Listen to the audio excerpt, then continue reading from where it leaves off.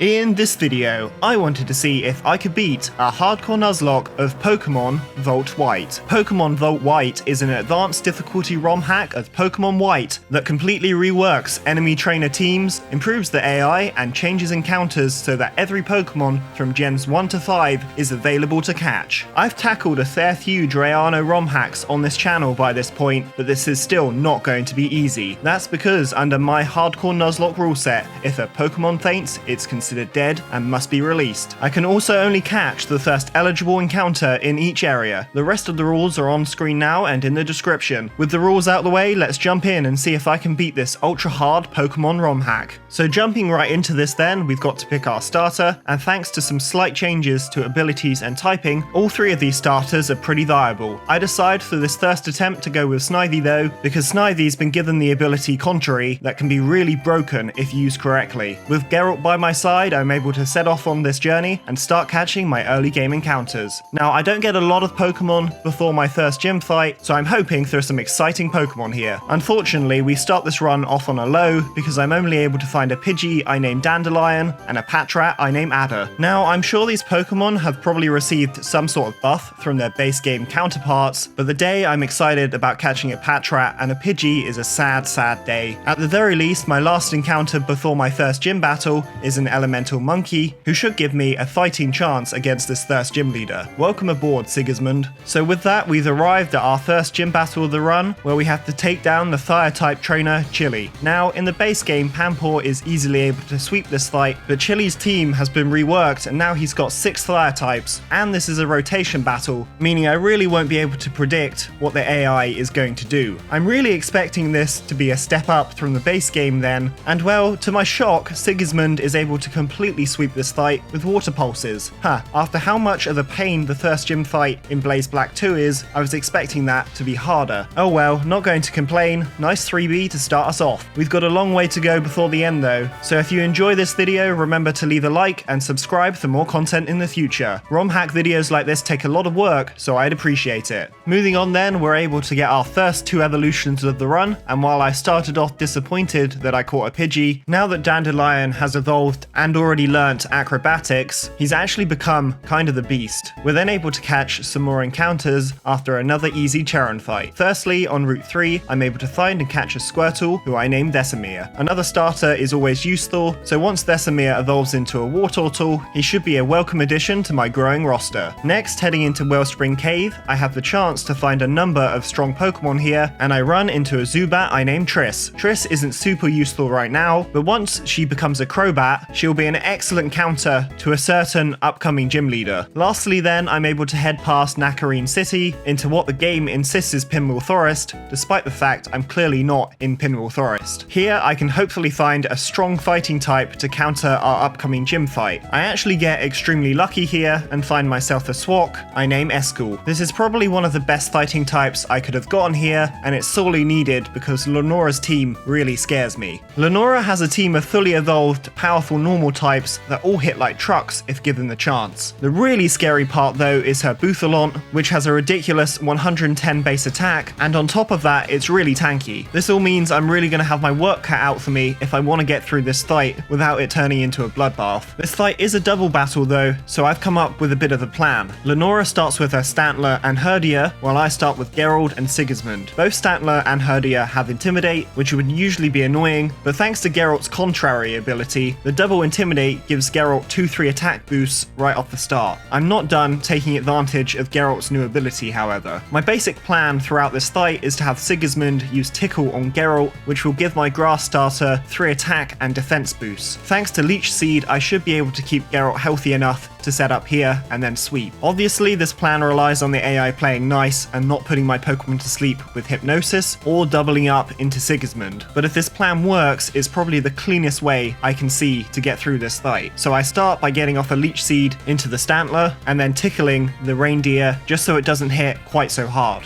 Geralt then takes both Retaliates from Lenora's Pokemon. That's actually perfect because that's damage I should be able to heal back. Unfortunately, the next turn doesn't go quite as well because Herdier Herdia goes for a helping hand, which makes the tickle I get off into the pup kinda pointless. What's worse, Geralt then misses a Leech Seed and takes another really hard retaliate. Right, I'm now at the point where Geralt could very easily be KO'd this next turn, so gonna need a bit of luck here. Thankfully, after getting off the tickle into Geralt, Leech Seed actually connects this time into Herdia, and then Stantler gets off a helping hand boosted retaliate off into Sigismund. Thanks to double Leech Seed, I'm now mostly out of the danger zone. After setting up another tickle, Geralt is now at plus Thor, so I decide to start KOing. This actually works out perfectly because Herdia only goes for a helping hand on the following turn, meaning I can take down the Stantler with a single cut without taking another attack. Next to Lenora is Thurret, and after bringing Geralt to plus 5 attack with another tickle, there's no way cut doesn't one-shot here, so I pick up another easy KO.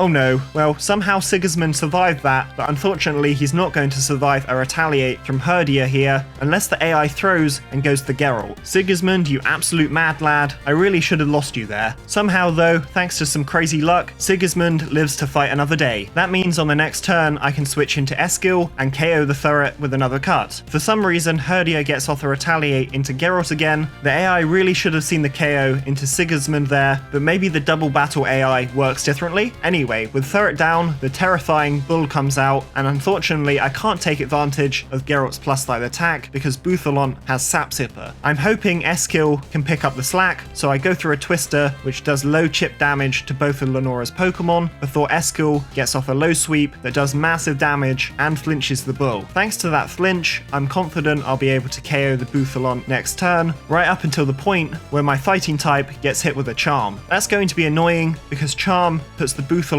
out of range of being KO'd, meaning it is able to get off a strong revenge into Geralt. Eskil still brought the bull low enough though to where I'm able to KO both Herdia and the Bouthalon with a Twister on the following turn while switching into Dandelion. Right, now down to Lenora's last two Pokemon, Watchog and Bibarel. Despite pretty much having won this fight at this point, I'm now in a really dangerous position. Both Bibarel and Watchog both know Retaliate, which now has double power thanks to my KOs last turn. While Geralt can outspeed and KO one of these monsters with a single cut, there's no way I can stop the other Pokemon getting off a Retaliate that will probably KO one of my Pokemon here. There's always the chance the AI will screw up though, so I hope and pray that the AI will throw as I go through a cut into Bibarel. Unfortunately, my luck for this fight finally runs out and Dandelion goes down. Sucks to lose Dandelion here, but at least Geralt is able to take down Lenora's last Pokemon with one last cut on the following turn. With that, we've won our second gym badge of the run. If I'm being honest, probably should have lost Sigismund during that fight as well, so I'm just thankful we made it through what was a very scary gym fight with only one death. Moving on, we can head towards Castelia City, and after picking up the Eviolite, I'm able to head onto Route 4 through another encounter. On Route 4, I can find an adorable Sandile I name Tholtest. Now, annoyingly, Tholtest doesn't have Intimidate, which I would have preferred over Moxie, but Moxie is still excellent, so I'm not going to complain. That's actually the only notable encounter I get before my next gym fight against Berg. Did you catch that I said notable there? That's because from this point onwards, I'll be only showing you encounters I actually use in important fights, because if I showed you every single one of my encounters, this video would be about 3 hours long. After revolving Triss into Crobat then, it's time to tackle our third gym fight of the run. I would actually be really worried about this fight, but Triss is such a good counter to Berg's team. I think with a bit of luck, I might be able to sweep through Berg's team fairly easily. So Berg starts with Masquerain and Vespiquen, and I start with Geralt and Ada to take the Intimidates. I then double switch into Triss and Sigismund. I was hoping Geralt would bait both bug attacks here so I could get both my Pokemon in safely, and while that doesn't work completely, Masquerain only goes for a Scold into Sigismund, meaning I get both my Pokemon in, mostly damage 3, as Vespiquen goes for a U-turn into Triss. I'm then able to get a double KO as Triss one-shots the Leavanny with a wing attack, and Sigismund is able to one-shot the Masquerain with the gem-boosted Acrobatics. Next to Berg is Yanmega and Scolipede. Scolipede is the bigger threat here as it has Rock Slide, so I double up into it through another KO, and that worked out perfectly because Yanmega just goes through a Protect. Thanks to Protect, Yanmega has now gotten off a Speed Boost from Speed Boost, meaning I am going to have to take one hit here before I can KO, or the AI will try and go through another Protect, letting me freely get off another 2 KOs. I love this AI sometimes, I swear. With that, all that's left for Berg is Thespequen, who thanks to Intimidate is able to land a U-turn before being taken down by wing attacks and acrobatics. Easy. Honestly, Crobat made that fight pretty free, and the only time it could have gotten bad was the first turn when I switched, or if Yanmega had gotten lucky with crits or flinches. Third gym fight down, only going to get more difficult from here though. I'm now entering the mid-game, and with a level cap of 38, most of my Pokemon are able to reach their final evolution. I'm then able to catch 2 more ground types that will be really useful for our next gym fight, a Golurk I named Philippa, and a Hippopotas I named Zoltan. I'm also able to pick up the old Amber, meaning after I run all the way back to the museum in Nakrane City, I get myself one of the fastest Pokemon in the game, an Aerodactyl I named Siri. After evolving my newly caught ground types, I actually don't find any more useful encounters, so it's time for our next gym battle, Elisa and her electric types. In the base game, I usually really struggle with this gym due to the lack of available ground types, but I'm actually pretty confident going into this fight. Elisa starts with Omolga, and I start with Siri. Usually this flying rat is really annoying to deal with, but thanks to a rock gem, I one-shot with a Rock Tomb. Second is Galvantula.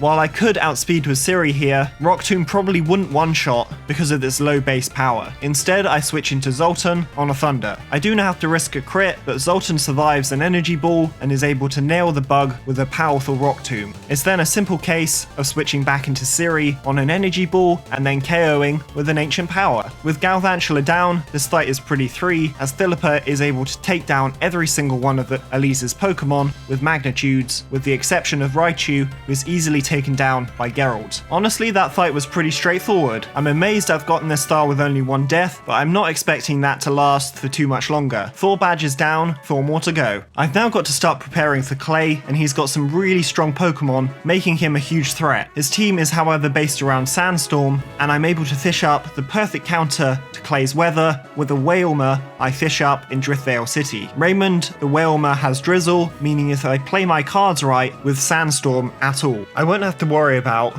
I also find the perfect Pokemon to take advantage of this weather, a Floatzel I named Sigisthried. Sigisthried has Swift Swim, meaning he should be able to outspeed pretty much anything when it's raining. One last encounter I'm able to catch on Route 6 is a Thungus I named Shani. Thungus probably won't be used for a while, but he'll become really important later on during this run. That's all the notable Pokemon I'm able to get before Clay, meaning after evolving my new encounters, it's time to tackle this run ender. Clay's team, while threatening, really doesn't have a way to handle fast water Pokemon once the sand is turned off, so hopefully this goes smoothly. Clay starts with Hippowdon, while I start with Geralt. I can't start with Raymond here because I'd lose the Weather War, but Hippowdon is now out, so I can switch into Raymond to get rid of the Sandstorm. I was worried about taking a hard Bulldoze on the switch, but thankfully Hippowdon only sets up a Stealth Rock. A single Water Spout is then enough for an easy first KO. Second is Crocodile, who is fairly threatening, but I'm not expecting it to survive a water attack here. So you can imagine my surprise after my Whale takes a Torment at the fact the Crocodile survives a Water Pulse. I assumed a Stab Water Pulse in the rain would KO. Weird. It's not a huge issue though, because after Clay heals, I can bring the Croc back down into KO range with a Brine, and then finish off the Croc with another, oh okay, never mind, the AI hard switched into Seismitoad. That's fine with me, because I can handle this overgrown Throg by switching into Geralt and then KOing with a single Leaf Blade. Third for Clay is his Ace Excadrill, and I do have to risk a crit on the switch into Sigismund. Thankfully the Scary Mole only goes for a Swords Dance however, meaning I get Sigismund into 3 and then can KO with a gem boosted Scald. Fourth, the Croc comes back out, but it's easily dispatched by my Monkey. Clay's down to his last 2 Pokemon, the first of which is Steelix. Steelix usually wouldn't be a problem, but thanks to a berry that reduces my super effective water moves, I can't one-shot this monster. This does mean I have to risk another crit on Sigismund, but the gamble pays off because Sigismund survives and is able to take down the Steelix with the second Scald. That just leaves Marowak, who I'm able to outspeed and one-shot with another Scald. With that, we've won our 5th gym badge. Honestly, that went pretty well, really just had the perfect answers for Clay's team. With Clay taken down, down with no problems then, it's time to head towards Skylar and our 6th gym badge. On the way, we're only able to pick up a few new Pokemon. This is definitely a quality over quantity situation though, because all 3 of these finds are really useful. Firstly, I find a Drillbur I name Roach in Chargestone Cave, and I don't really need to explain how good this thing is, do I? Next, outside of Chargestone Cave on Route 7, I'm able to find a Ponyta I name Kareen. Honestly, Ponyta is often pretty mid, but I don't have a single other fire type, so I really can't turn my nose up here. That just leaves one more Pokemon, a Dusclops I name Gaunter, who I find in Celestial Tower. Gaunter combined with an Eviolite will become an absolute beast, so he's a welcome addition. Now, if you're more familiar with this ROM hack, you're probably aware that I skipped over what could easily be seen as the hardest fight in this game, the end fight at the end of Chargestone Cave, where he battles you with 6 different Rotom forms. Now, I'd love to show you this fight because it's actually fairly interesting, even if I do get through it deathless, but I actually forgot to record it, and I can't really remember my strategy at this point. I know what Pokemon I used, and that I got through the fight deathless thanks to a tiny bit of luck, but yeah, if you were looking forward to seeing how I got through that fight, yeah, my bad. With that, we've made it to Skylar in what is our first triple battle gym fight. Honestly, with so many Pokemon on the field, it's very hard to guarantee exactly what the AI is going to do on any given turn, meaning I decide the safest way to play this is just to be as aggressive as humanly possible. So Skylar starts with Mandibuzz, Skarmory, and Braviary, while I start with Foltest, Sigismund, and Siri. Again, my strategy here is speed and power, so I have led with some of my strongest and fastest Pokemon. Siri is able to start the fight with a Strength, which has been made a rock type in this game, into the Mandibuzz, doing a good amount of damage. Foltest moves next and is able to get off a Thunder Fang that again does good damage but fails to get the KO. Then it's time for my nuclear option, Sigismund. Sigismund is able to get off a gem boosted Water Spout that does massive damage into all 3 of Skylar's Pokemon, finishing off both Mandibuzz and Braviary, but unfortunately just missing the KO on Skarmory. This does mean I'm probably going to have to take one hit here unless the Skarmory just sets up a Spikes. Well that worked. Skylar then sends out her Gliscor and Swanana. Thanks to Sigismund's ability Unburden, now my monkey has used its gem, it's gotten a massive speed boost, meaning it's able to outspeed everyone on the field. This means Sigismund is able to get off another ridiculous Water Spout, one-shotting the Gliscor and doing good damage into Skylar's other birds. Unfortunately, I do now have to risk a crit on Foltez because my Croc is outsped and hit by a really strong Brine. My luck holds out like always though, meaning Foltez lives and is able to hit the Swan back with a Thunder Fang that takes down the Fat Duck. That just leaves Skylar with her injured Skarmory and Archeops. Archeops would often be super threatening, but thanks to my monkey's Unburden ability, he's able to once again outspeed and one-shot the prehistoric bird with another Water Spout, and then Skarmory is finally finished off with another Thunder Fang. Another pretty straightforward gym battle. I'm not sure if it's because I have the right tools for the job, I've gotten better at Nuzlocking, luck, or it's a combination of all 3, but I'm really not struggling too much so far. This is still pretty challenging though, so let's hope my luck carries on.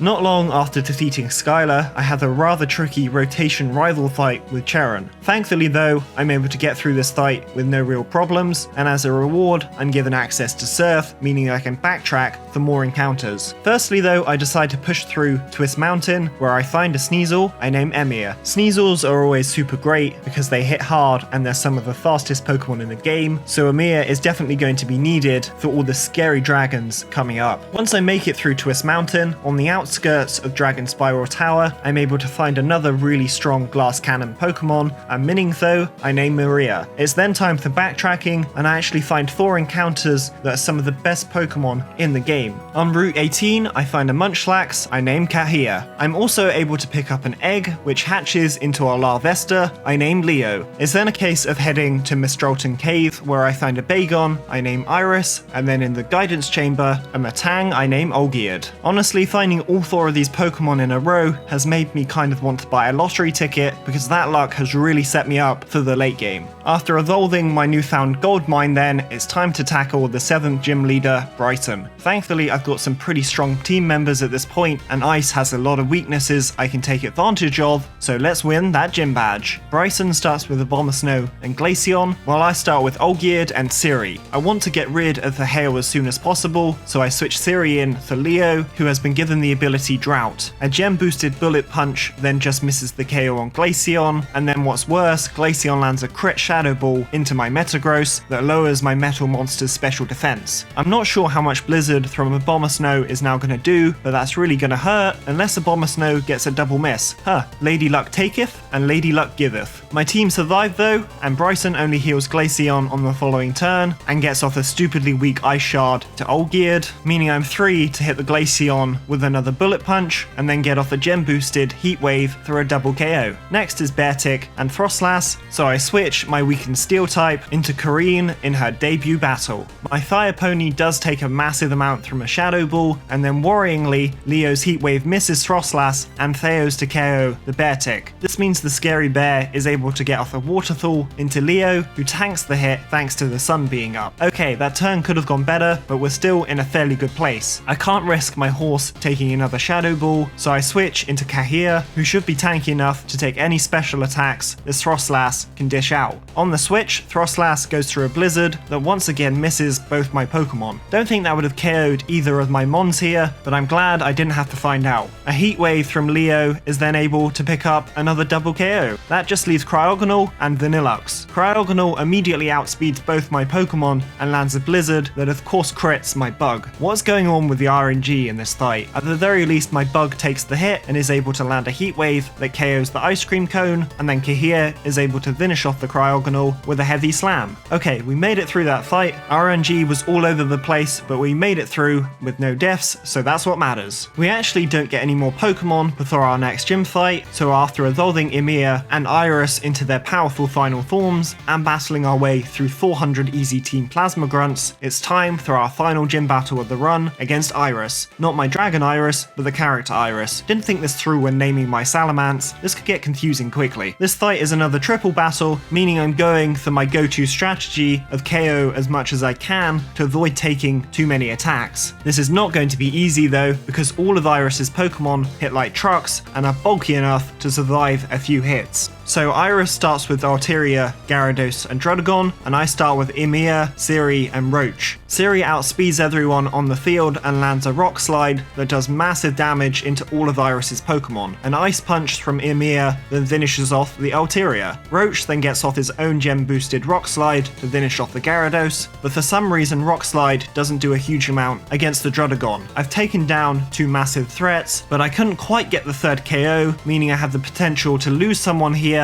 but Druddigon gets flinched. That's kind of massive because I didn't have to take a single attack during that turn. Next the Iris is Dragonite and Kingdra, and I had a problem. I know Iris is going to go through a Hydro Pump into the middle slot, and Dragonite will most likely go through a Stone Edge, but I really can't guarantee where the Stone Edge is going to end up. I decide to switch Emir out for Oleg and Siri for Iris and hope the Stone Edge goes into the Emir position. On the switch, Iris heals the Druddigon with a Hyper Potion as Roach gets off a second weaker Rock Slide, and then I had to pray I got my predictions right with my switches. Kingdra outspeeds and lands a Hydro Pump into Iris. Okay, perfect. Now just need the Stone Edge to go into Metagross, and unfortunately Dragonite targets the middle, meaning I could very easily lose one of my best Pokemon here, and Iris just survives the attack. Holy hell did I get lucky there. I'm now in a really good position because I know that Iris will likely see the KO into my Dragon, meaning Salamence is probably baiting all three attacks here. That means I can switch into Gaunter, who thanks to an Eviolite can likely tank these hits. So I switch and take the opportunity to get off the Swords Dance with Roach, though Gaunter takes three powerful Dragon type attacks. Then my Metagross finishes off the Dragonite with an Ice Punch. Right, no deaths so far, down to Iris's last three Pokemon. Unfortunately though, I'm a bit stuck here. My tanky Ghost is once again probably going to bait all three attacks from Iris's Pokemon here. Annoyingly though, I don't have anyone that can take these hits, so I decide it's best to let Gaunter go down. It sucks to lose such a useful Pokemon, but no one is surviving in that middle slot this turn, and unfortunately my spooky Ghost is the least useful member of my team. So I stay in as Gaunther falls to an outrage from Haxorus. Rest in peace my tanky Ghost boy, your sacrifice will give us the win and your memory will live on. Roach is able to get off decent damage with another Rock Slide before Metagross takes a weak Blizzard. My Metal Monster tanks the hit though and then strikes back at the Haxorus, KOing with an Ice Punch. damage. An outrage from Druddigon then does next to nothing into Roach, meaning I've won at this point. I can send Iris in, who finishes off the Kingdra with a Dragon Claw, and then Druddigon is finally taken down by an Iron Head from Roach. With that, we've won our final gym battle, and while it sucks to lose Gaunter, getting to this point with only 2 deaths is not something I can complain about. We're nearly at the end of this journey then. We've just got to make it through Victory Road to get to the Pokemon League. Only one problem with that: Charon decides to challenge us to one final battle before we even reach Victory Road. I've had a pretty easy time with Charon fights throughout this run, but my luck finally runs out as I lose Geralt, my starter, to Charon's Emboar, and then I lose Sigismund to an Energy Ball from Alakazam. It sucks to lose such key parts of this run so close to the end, especially because we've had so few deaths. At the very least, we're able to make it to the Elite Four with no more issues, and I need to build a team that can handle 4 incredibly tough double battles. Annoyingly, I don't have access to much speed control in Tailwind or Trick Room, so instead I decide to build my team around a different plan: one little mushroom called Shani. Shani has the move Rage Powder, which will redirect attacks. I'm hoping that my mushroom can redirect attacks enough to where I can either set up or sweep with my team of very powerful attackers. These attackers are Emiya the Weavile, Maria the Miningshow, Iris the Salamence, Leo the Volcarona, and last but not least, Olgierd the Metagross. This is going to involve a bit of luck, but my aggressive strategy has gotten me this far. Let's see if it can take me all the way. Remember to wish me luck by leaving a like on this video and subscribing to the channel to show your support. Let's go end this. First up for this Elite Four is Chantel, who starts with the terrifying duo of Golurk and Drifblimp, while I start with Emiya and Iris. These are both such massive threats because the Blimp could set up a Tailwind, which could cause massive issues, and the Golurk has Iron Fist, meaning it could hit for massive damage if I give it the chance. Because of how scary this duo is, I decide to go all in on turn 1 and KO both Pokemon before they can do anything, with an expert boosted Ice Punch taking down the Golurk and a gem boosted Crunch taking down the Drifblimp. Next is Chandelure and Jellicent, and I'm fairly sure Emiya is baiting both attacks here, so I go through a Protect as I switch Iris out for Shani. Unfortunately, my prediction is completely wrong because my Mushroom takes both attacks on the switch. At the very least, she survives and heals some of the damage back with a Citrus Berry. While Shani has taken slightly more damage than I would have liked, I'm actually now in a really good position because I can redirect Jellicent's attacks while KOing Chandelure with Night Slash. Next, Miss Magius comes out and the Threatening Ghost falls to the same plan as Shani takes a hard Shadow Ball. Now Shani is low enough to where I'm kind of hoping she'll just bait attacks here without Rage Powder, so I go through a Protect as Emiya KOs the Frostlass with another Night Slash. Jellicent does attack my Mushroom here, so the Protect worked, but for some reason the Jellyfish goes through a Will-O-Wisp. Confusing, but it worked out as I can now protect Emiya on the following turn as I switch Iris in, and then finish off the big stupid Jellyfish with a Night Slash and Crunch. The AI was being very strange during that fight, but the plan worked, so let's move on to our next fight. Hey, this is post-production Psyduck, and it turns out the AI for these fights is mostly random, but I didn't know that while playing. Next up for this Elite Four is Grimsley, who starts with Liepard and Sharpedo, while I start with Maria and Emiya. Out of this starting duo, Sharpedo is definitely the more threatening Pokemon, but I also have to be careful because Liepard could cripple my team with Charms and Thunder Waves if I'm not careful. To prove my point, Liepard starts with a priority Charm into Emiya that means the Ice Punch Weavile gets off into the cat doesn't do a huge amount. At the very least, I'm able to get an early KO with a single Drain Punch into the Scary Shark. Next, the Grimsley is Haunchcrow, and Haunchcrow is quite scary here because it probably sees the KO into both of my Pokemon with Brave Bird and Heat Wave. Because of this, I decide to switch Emiya out for Iris and then Protect with Maria. I get lucky with the Protect as both of Grimsley's attacks go into it. It depends what Liepard does on the next turn, but I should be in a good position to get a double KO with a bit of luck. Of course, Liepard decides to continue being annoying though and gets off a Charm into my Dragon. That's really bad because it means Iris won't one-shot the Haunchcrow anymore, and that leaves Maria at risk to a Brave Bird, but instead Haunchcrow goes for a Sucker Punch into Iris. Okay, got very lucky there because Maria can now take down the annoying cat with a single Drain Punch, while the Dragon Claw does good damage into Haunchcrow. Next, the Grimsley is Absol, so I protect Maria again as I switch back into Emiya. Because this Haunchcrow is stupid though, after Psycho Cut goes into the Protect, Emiya takes a really scary Brave Brave Bird. Luckily, thanks to Intimidate, Amiya does survive the hit. Right, taking a fair few risks at this point, but now I'm in a good position because I can KO the stupid hat-wearing bird with an Ice Punch, and then KO the Absol with a single Drain Punch. Lastly, for Grimsley is Bishop and Houndoom. Often this would be a really scary duo, especially after Intimidate, but I can safely assume Houndoom is going to go through a fire attack into Amiya, and if for some reason the puppy doesn't, Maria should be able to survive a non-crit. That means I'm safe to protect Amiya and then one-shot the Bishop with a 4 times effective Drain Punch. 2 more Drain Punches are then enough to finish off the Hellhound as I switch into Iris. That fight wasn't nearly as smooth as Chantel, but we still managed to push through. 2 down, 2 more to go. Next up is Caitlyn, who starts with Musharna and Sigilith, while I start with Leo and Amiya. Both of Caitlyn's leads are pretty threatening, but I'm hoping if I can set up with Leo, I might be able to sweep this entire fight. So I start by faking out the Musharna to make sure it doesn't set up any screens or Trick Room, and then I go through a Quiver Dance with Leo. Leo is at risk to Hurricanes here, but with Quiver Dances, defense boosts, and some special defense EVs, I should be fine, especially if the AI just goes through a Psychic that actually does more than I'm expecting. 1 more Quiver Dance and I'm actually in a really good position, so I go for the stat boost as Amiya takes down the Dream Pig with a Night Slash, and Sigilith goes through a Hurricane that misses. Okay, thank God we're in the clear, even if I don't think that would have KO'd at +2 special defense unless it crit. Hey, it's post-production Psyduck again. I didn't realize Sigilith was holding a Life Orb. Life Orb meant that Hurricane would have 100% KO'd there, so I got even luckier than I thought I did with that miss. Despite that crazy luck, it was all worth it because now I'm in a perfect position to completely sweep Caitlyn's entire team with Night Slashes, Heat Waves, and Bug Buzzes. Easy. That just leaves one last member of this Elite Four, and it's time for Marshall and his fighting types. Marshall starts with his Sesame Street twins, while I start with Iris and Maria. I start by faking out the Swak, which breaks it sturdy. Iris then flies, which means throws Rock Slide only hits Maria for low damage. I'm pretty certain, or as certain as I can be with this AI, that Throw will go through another Rock Slide here, so I go through a Wide Guard. My prediction is correct, so as the blue Sesame Street character goes down to a Fly, Rock Slide is completely blocked. Next, Poliwrath comes out, so I switch my Metagross in as Iris flies, meaning that my Metagross only has to take a weak Rock Slide and Icy Wind. Iris then KOs the Poliwrath with a Fly, but unfortunately, thanks to having his speed lowered, Metagross is outsped before he can KO the Throw. This lets Marshall's Pokemon finally get off the Rock Slide into Iris, which could have been bad had it crit. Thankfully it doesn't though, meaning Iris takes the hit well. Metagross then lands a Zen Headbutt that takes down the Sesame Street character. Next to Marshall is Breloom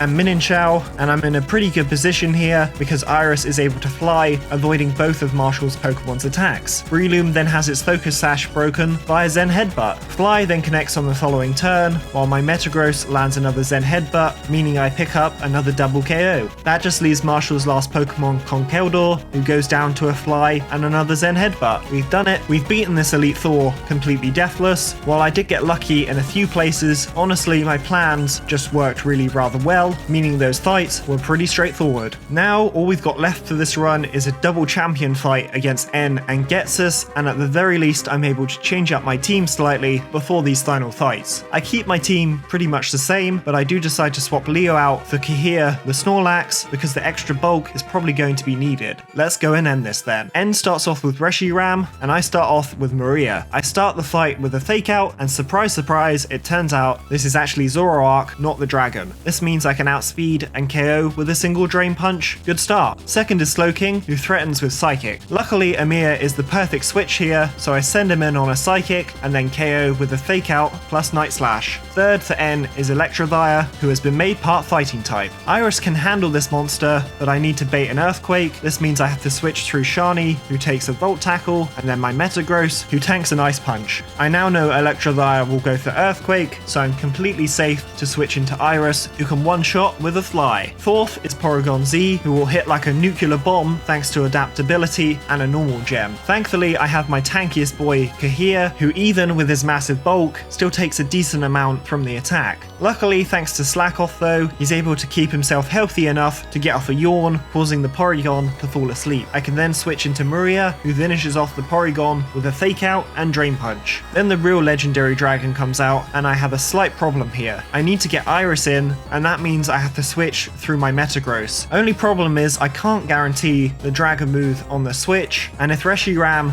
goes for a fire attack here, my Metagross will 100% go down. It's a risk I have to take though, and thankfully Reshiram goes through a Draco Meteor on the switch. That's perfect because I can now switch Iris in on a completely safe blue flare and then outspeed and KO with the Dragon Claw. Ends down to his last Pokemon, Aerodactyl, and while it might seem like I'm in a good spot to win this fight, I'm actually not. I have to find some way of getting Amir in safely, and no one on my team is going to take a hit from this monster very well. I decide on Maria, who at the very least is at full HP and resists Rock Head. This is still a really risky move though, but I don't have any other choice, so I send Maria in, and she survives on 2 HP. Holy shit, I just got very lucky. Still not through this though, but at least with the gem gone, things are looking slightly better. It's now less risky to switch into my Mushroom, who takes an Earthquake like a champ on the switch. I now know that Aerodactyl probably won't go through another Earthquake, so I'm safe-ish to switch into Metagross, who survives another hit. Right, I now know that Aerodactyl probably won't go through a Head Smash again, so now finally I should be able to get Amir in here quite safely. Amir does have to take a nasty Earthquake, but he survives, meaning I should be able to outspeed and finish off this absolute monster with an Ice Punch, unless I get outsped and Amir dies. Wait, what? With Weavile's EVs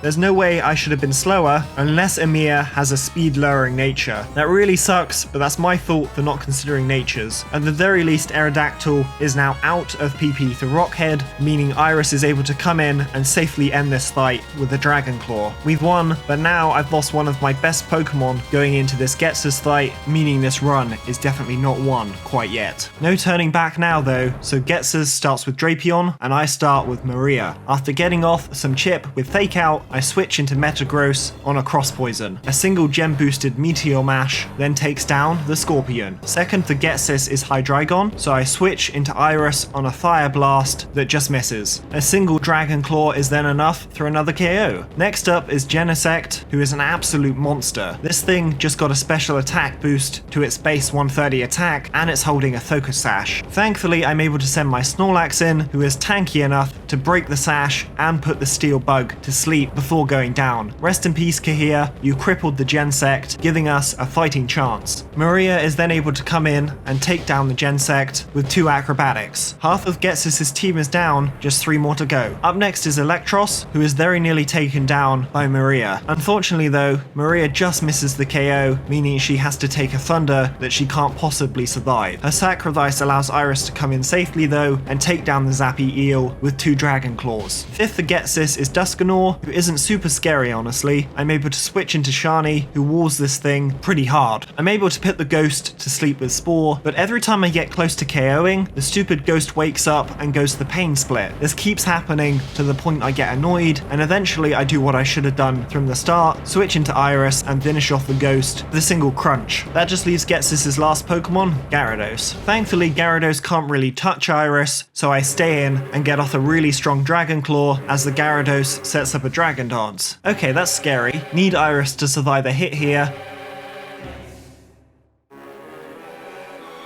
And my dragon survives on 2 HP. What a mad lad. With that, Gyarados goes down to a second Dragon Claw, which unfortunately, thanks to Life Orb, does cause Iris to fade. With that very anime final turn then, we've beaten Ghetsis and Pokemon Volt White. While I didn't struggle as much as I have with other ROM hacks in the past, this was still an incredibly fun challenge, and if you've made it this far, thank you so much for watching. If you want to see more ROM hack content from me, why not check out one of the other videos on screen now. With that, I'll see you all next time. Thanks again for watching.